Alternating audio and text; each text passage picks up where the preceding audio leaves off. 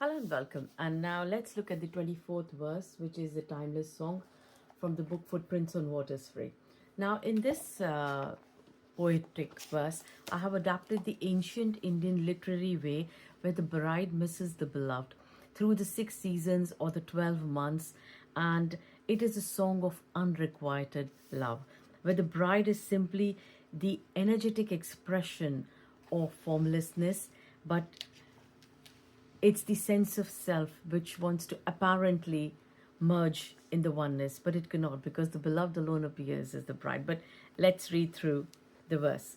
So there are three parts to this verse. Part one is about the seeking of the bride, part two is the apparent description of the 6 seasons and the food eaten in that season. So there are three paragraphs. One is the first paragraph is a description of the season. The second is the food eaten, and the third is the seeking of the bride in that season. And so I won't read out all the seasons. I'll just read out maybe a couple of seasons, of few extracts from part one and few extracts from part three. Part one, and yes, I have used the bride as the gender that I have used is a very traditional one. It's got nothing to do with gender identity. It's just how the apparent bride was considered, deemed as uh, the apparent seeking. So, part one. The bride in myriad disguise sought her beloved in mixed guise. She hoped to be one, complete, and with him in wedlock sweet. Lose herself in arms divine, in her precincts raise his shrine. She desired to always be with him, free, fully flavored to the brim. As form she formlessness did seek, and strove to reach the formless peak. As sound she thought he lay in silence, thus longed for its eternal presence. As movement she wished to be still, as sorrow merge in joy that thrills. As attachment sought detachment, for she wished the bliss of being absent.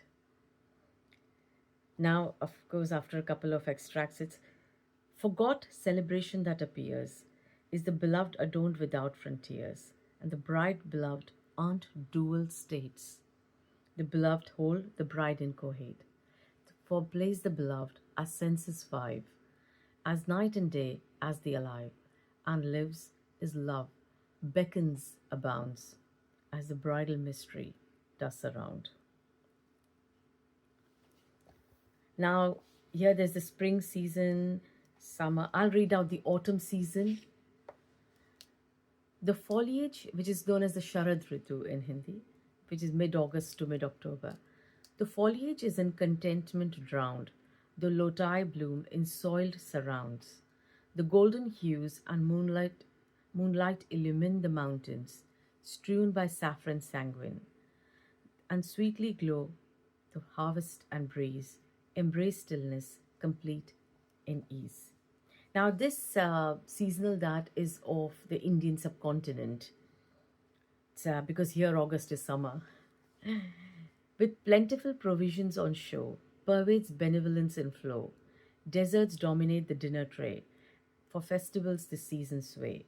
And as the swans with the lake converse, milk is the meter of sweet verse. Vices and virtues burn in timeless fire. To cease division, nothing's required.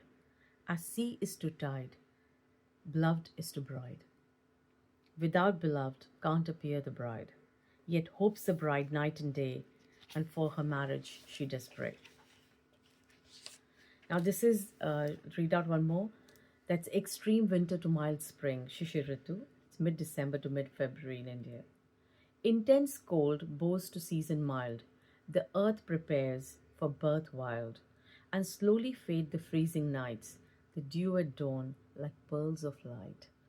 Seem chaste the glads and jasmine buds, as illumines the source without the blood. Provide pine nuts, kahava, and coffee, the warmth denied by mountains frosty. Peanuts and sesame pair with sweets, to be prized in each and every street. Oranges, turnips, and mustard peas, along with the radishes, the palate tease. The bride adorned with sandal musk is unable to see the subtle husk that being void is not freedom, but a conjured garden of Eden. Yet present absent is the beloved alone, the boundless and bound, its throne. Now, part 3 appears a journey pure and innocent, in which the bride seems discontent. In her longing for conjugal bliss, she seeks the beloved who isn't amiss, demands to know and own his presence in the aware and curbed appearance, mistakes craving and attachment as love, and feels it is absent. The bride that yearns is me and you, seeking the beloved in all we do, refusing to see that exclusivity is the bane of wonder, and captivity of life is flouting the miracle of being for the mystical, all in quest for an idyllic life, while love appears as all is rife.